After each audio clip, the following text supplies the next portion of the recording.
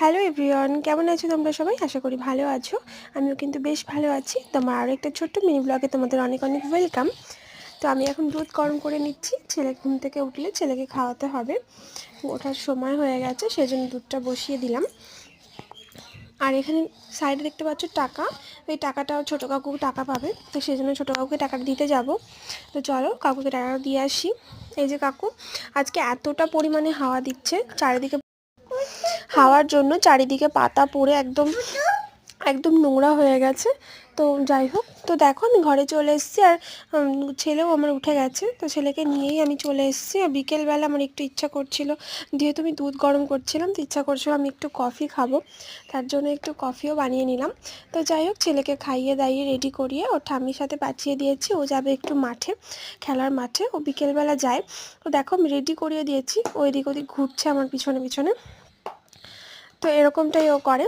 তো যাই হোক, ছেলেকে মাঠে পাঠিয়ে দেওয়ার পর আমার বিকেলের যা টুকটাক কাজকর্ম থাকে সেগুলোই আমি করছিলাম। তার মধ্যে ছেলে এসেও পড়েছে, দেখো আমার পিছনে হেঁটে হেঁটে বেড়াচ্ছে। আর ও কী করছে বলো তো, শোকেস থেকে জামা কাপড় বের করে নিয়ে এসে আমার হাতে দিচ্ছে। যেহেতু আমি জামা কাপড় ভাঁজ করছি, ও মনে করছে ওগুলোও বুঝি আমি বসে বসে ভাঁজ করব। ভাঁজ করা গোছানো জামা কাপড় সেগুলো আমার বের করে হাতে দিচ্ছে। তো আর কি করা যাবে, তো দুষ্টুমি তো ভীষণ দুষ্টু। তো যাই হোক, এই যে আমি জামা কাপড়গুলো কেচে দিয়েছিলাম দুপুরবেলা, সেগুলোই ভাঁজ করছিলাম।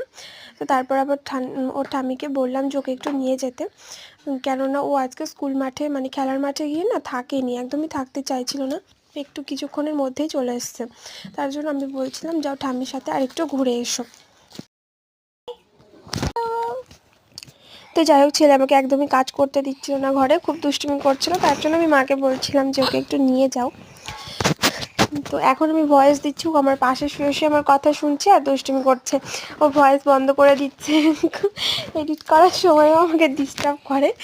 তো যাই হোক, তো আমার জামা কাপড় ভাঁজ করা হয়ে গেছে। তো দেখো এবার তো বিকেল হয়ে গেছে, আমি এবার ঘরটার একটু ঝাড়টা দিয়ে নেব। তো তারপরে আবার রাত্রে খাবারের জন্য ভাবনা চিন্তা করতে হবে যে কী করবো। তো ভাবতে ভাবতে রাত্রে যেহেতু আমরা রুটি খাই, আর আমার বর আর বাবা কেউই আলু খায় না, তো ভাবছিলাম চলো একটা পেঁপে নিয়ে আসি। তো আমাদের বাড়ির সামনে আছে আমাদের পেঁপে গাছ, তো সেইখান থেকে রাত্রেবেলা সবজি বানাবো। তো সেটা ভাবনা, যেমন ভাবনা তেমন কাজ। তো চলো রাস্তার দিকে যাওয়া যাক, তো পেঁপে নিয়ে আসি। তো আজকের ভিডিওটা এই পর্যন্তই।